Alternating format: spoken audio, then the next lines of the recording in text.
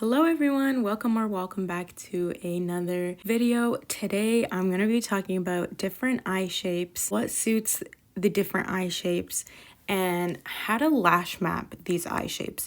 So this was a video that was actually recommended by you guys. So if you don't know, I always do a poll here on YouTube or on my Instagram of what videos I should post, and you guys pick. So if you're interested in, having a say in what videos I post, then make sure to follow me on Instagram so you can see when I post, or just keep up with the YouTube posts. All right, so let's go ahead and get started. So I chose this model right here because, as you can see, she has slightly downturned eyes. Now, they're not all the way downturned, but they're slightly downturned, and talk about these eyes and how to lash map them. So if I'm just looking at them, I already know straight off the bat that I need to use shorter lashes because, as we can see, her eyebrows are also very close to her lashes when her eyes are open. So if we do long lashes, it's going to take away from her eye shape. We can also see that her eyes are sunken in. So they're deep set eyes as well as downturned slightly. So just by looking at the shadow that is created right here and right here, we can see how sunken in her eyes are. And that her eyebrows, probably from the side view, are a lot more prominent and out front than her eye is. So we're gonna give her a nice set that is going to complement her features. So if I go ahead with just doing like long all the way throughout, and then I want to do like a cat eye, and it's like longer on the outer corner. Okay, this is just like a rough idea, guys, just for educational purposes. So if I do that, do you see how much of her eyes we have taken away? We've taken away her eye shape. And this is just a drawing. With lash extensions, this outer portion right here is going to droop if you do a cat eye.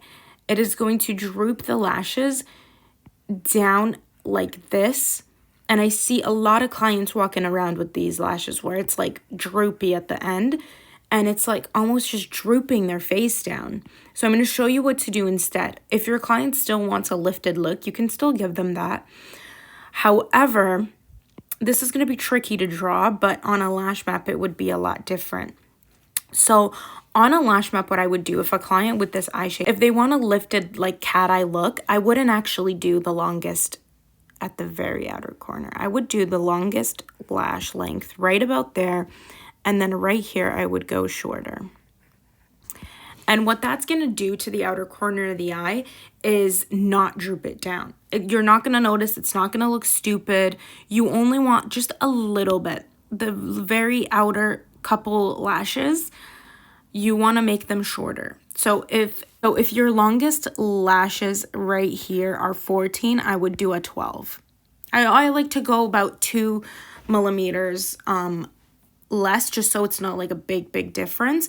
Because if I did this all 14s, it's gonna droop her eyes down. It's just not gonna look the best because she does have downturned eyes. So what I would do is I would do the 12, the 14. And then you see how her inner corners go like downturned as well. I don't want to come with a long lash and just take away from that. The best thing that looks good on eyes like this is if you go super short. And then you gradually get longer and longer. And then you could be even like up to a 13 here. And then you just fill these in with 14s. So this would be about like, the longest I would say is 9, but you can go a lot shorter than that. I would do 9, 10, 11, 12, 13. So can we see the difference of how much it's complementing her eye a lot more? Also, for the curl, for eyes that are sunken in like this, I would recommend you use a less curly lash.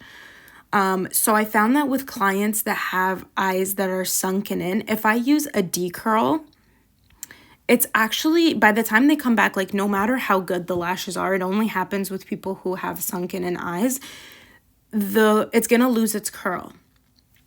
The D-curl will not be a D-curl anymore. It's going to look like a C-curl.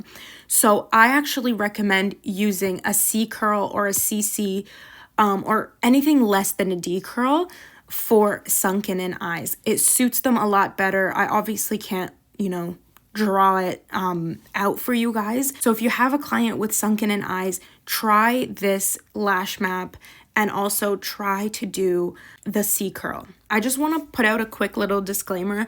I'm not saying that you guys should force your clients to get these looks. If your client wants this look right here, give it to them. You know what I mean? At the end of the day, your clients want what they want. So, but if you notice that they're maybe complaining or they don't know what they want and they just want something that looks good, it's up to you as the lash artist to have that knowledge on how to lash map their eye. So we can see like just how much this suits her eye shape so much more. So that's what I would do for this client right here. Now, keep in mind that when I give you guys these lash maps, you can change the lash map. The only important thing to not change is what we're going up by. So you can see here we went up by 1, we went up by 1, by 1, by 1, by 1, and then we went down by 2. That's the most important thing, okay? That's the one thing that you cannot change about this lash map. But if you wanted to change it, you can still go ahead, but you could do 8, 9, 10, 11, 12, so on and so forth.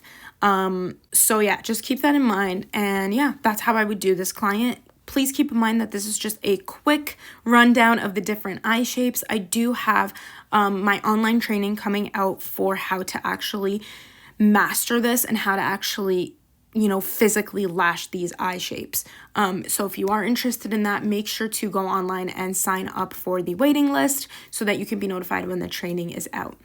So let's go ahead with our second client. Guys, future me editing here. I underestimated how long the video would be if I added all the eye shapes. So I don't want to bore you guys and I want to keep you guys on your toes a little bit. So I'm going to be posting this right now and then the other parts will be posted after this video. Make sure that you are subscribed and you have your post notification bell turned on so you can be notified when the other parts are posted. I just want to say thank you so much for 7,000 subscribers. It means the world to me. Please make sure to follow my Instagram if you haven't already and my TikTok because I do post a lot of tips and tricks on there and it's a lot better and easier for you to reach me there as well if you have any questions. And yeah, all of the important links and everything will be in the description box down below like always. And that was all for today's video. I will see you guys next time and have an amazing new year. And yeah, bye.